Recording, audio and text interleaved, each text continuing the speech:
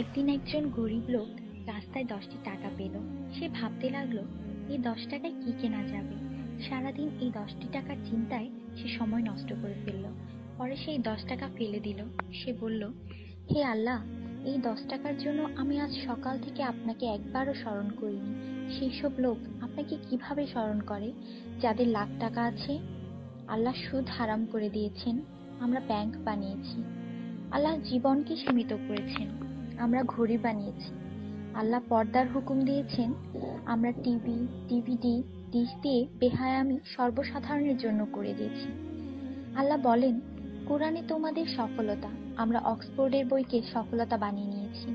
আল্লাহ মিথ্যা বলা নিষেধ করেছেন, আর আমরা এপ্রিল ফুল পালন করা শুরু করে দিয়েছি।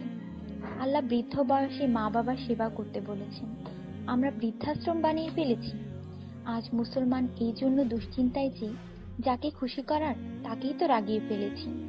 দয়া করে সবাইকে ফরওয়ার্ড করুন, কারণ নেকির দাওয়াত দেওয়ায় নেকিকারীর সমান সওয়াব পাওয়া যায়। একটু ভাবুন, আজান যখন হয় তখন টিভির ভলিউম কমানো হয়, কিন্তু নজর টিভিতেই থাকে।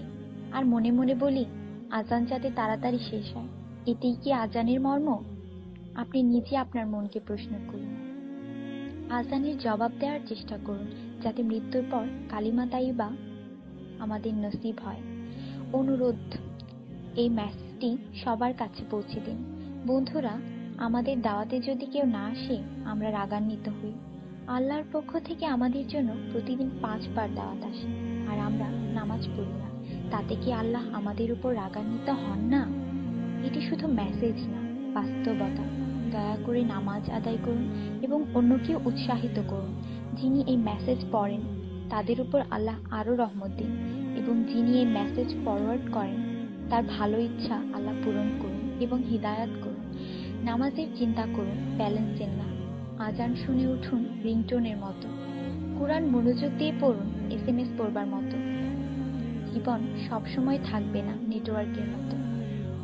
নামাজ ত্যাগ করা মানে আল্লাহকে রাগান্বিত করা। ফজর 6 মিনিট, জোহর 15 মিনিট, আসর 8 মিনিট, মাগরিব 10 মিনিট, এশা 18 মিনিট, মোট 57 মিনিট। 80% লোক এই মেসেজ ফরওয়ার্ড করে না। দয়া করে আপনি করুন। আল্লাহ সবার মঙ্গল করুন। আমিন।